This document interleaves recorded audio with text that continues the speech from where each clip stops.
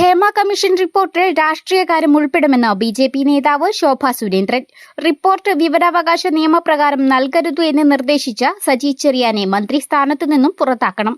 ഇപ്പോൾ പുറത്തുവിട്ട റിപ്പോർട്ടിൽ പ്രസക്ത ഭാഗങ്ങൾ പൂഴ്ത്തിവച്ചിരിക്കുകയാണ്. പ്രസക്ത ഭാഗങ്ങൾ ഒഴിവാക്കിയതിന് സജി ചെറിയാനെ എന്ത് കിട്ടിയെന്നും ആരെ സംരക്ഷിക്കാനാണെന്ന് വ്യക്തമാക്കണമെന്നും ശോഭാ സുരേന്ദ്രൻ ആവശ്യപ്പെട്ടു.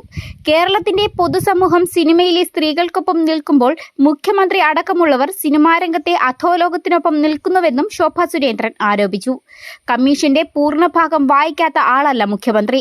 വകുപ്പ് മന്ത്രി സജി ചെറിയാൻ മാറ്റി നിർത്തിക്കൊണ്ട് റിപ്പോർട്ടിൽ കൃത്യമായി പേരുള്ളവർക്കെതിരെ കേസെടുക്കണമെന്നും ശോഭാ സുരേന്ദ്രൻ ആവശ്യപ്പെട്ടു.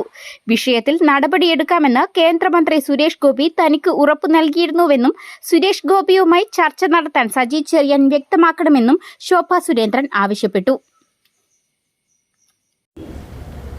സജി ചെറിയാൻ പറയണം, താങ്കൾക്ക് എന്തെല്ലാമാണ് ഈ ചില ഖണ്ഡികകൾ ഒഴിവാക്കാൻ വേണ്ടിയിട്ട് എന്തെല്ലാമാണ് താങ്കൾക്ക് കിട്ടിയിട്ടുള്ളത് എന്ന് കേരളത്തിലെ പൊതുസമൂഹം ചോദിക്കുകയാണ്. താങ്കൾക്ക് എന്താണ് കിട്ടിയത്? ഈ മേഖലയിൽ അധോലോക സംഘം പ്രവർത്തിക്കുന്നുണ്ട് എങ്കിൽ അവർക്കെതിരെ സ്വമേധയാ കേസെടുക്കാൻ ഈ ഗവൺമെന്റ് തയ്യാറാകണം. എന്തുകൊണ്ടാണ് കേസെടുക്കാൻ തയ്യാറാകാത്തത്? എന്തുകൊണ്ടാണ് അവരെ ഒഴിവാക്കിയത്? എന്തുകൊണ്ടാണ് ഇത്രയും പരാമർശിക്കപ്പെട്ട ഭാഗങ്ങൾ ഒഴിവാക്കപ്പെട്ടത്? എന്താണ് സജി ചെറിയാന് ഇതിനകത്തുള്ള റോൾ?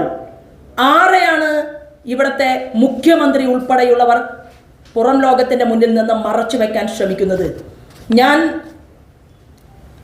ഈ വിഷയവുമായി ബന്ധപ്പെട്ടുകൊണ്ട് വേട്ടയാടപ്പെട്ട സ്ത്രീകളോട് എനിക്ക് പറയാനുള്ളത്, ഇതൊരു വലിയ ഇൻഡസ്ട്രിയാണ്. ഈ വലിയ വ്യവസായം അത് നമ്മുടെ നാട്ടിൽ ഇനിയും വളരണമെന്ന് തന്നെ ആഗ്രഹിക്കുന്നു. എന്നാൽ കേരളത്തിൻ്റെ പൊതുസമൂഹം നിങ്ങളുടെ കൂടെ നിൽക്കുകയാണ്, നിങ്ങൾക്ക് കരുത്തായിട്ട് നിൽക്കുകയാണ്. ആ കരുത്തിനെ ഉപയോഗപ്പെടുത്തിക്കൊണ്ട്